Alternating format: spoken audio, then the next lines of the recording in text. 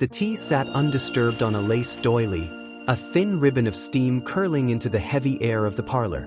Beside it, a grandfather clock measured the silence in rhythmic, mechanical thuds. The room was bathed in the warm, amber glow of a sunset, the kind of light that suggested safety, comfort, and the quiet end of a long life. Dr. Harold Shipman sat across from his patient, his spectacles perched low on his nose as he reviewed a medical file with practiced care. To the residents of Hyde, this man was a pillar of the community, the good doctor, who held their hands through grief and illness. But as he reached into his leather bag, his steady hands weren't searching for a stethoscope.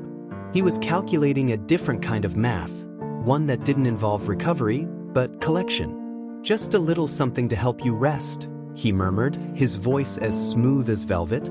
Shipman's brilliance lay in his choice of prey. He targeted the elderly, those whom the world expected to slip away.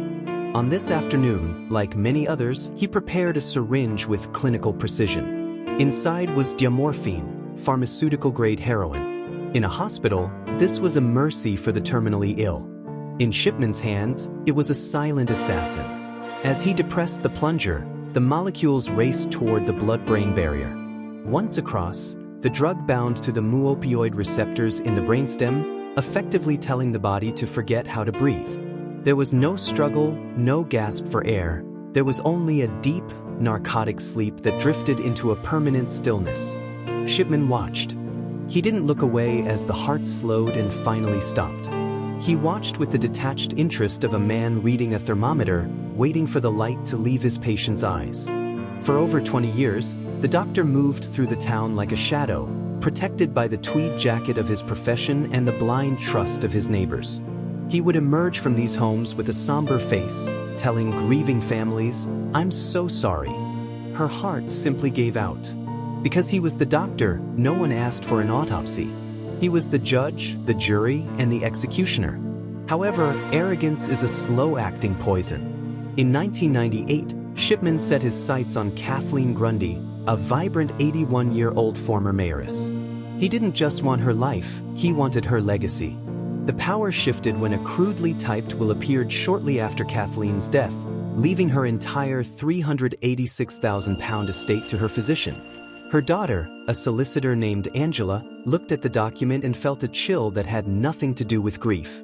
The signature was a forgery, and the wording was clumsy. The investigation that followed tore the mask off the good doctor. When police raided his surgery, they found a digital graveyard. Shipman had been retroactively altering medical records to make healthy victims appear chronically ill, but he had forgotten one detail. Every keystroke left a permanent, digital timestamp.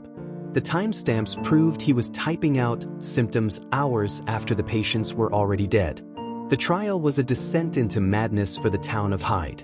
As the counts of murder climbed from 15 to an estimated 250, the sheer scale of the betrayal became incomprehensible. Throughout it all, Shipman remained expressionless, a man of stone behind a gray beard. He never confessed, and in 2004 he took his own life in a prison cell, cheating the families of a final explanation. The horror of Harold Shipman remains a somber reminder of the fragility of the systems we rely on. He thrived in the shadow of our unwillingness to question authority. The legacy of the 250 victims offers a powerful, if painful, life lesson. Blind trust is a dangerous virtue. Accountability is not an insult to those who are honorable. It is the only shield we have against the wicked. Because sometimes, the person holding the cure is the one hiding the poison.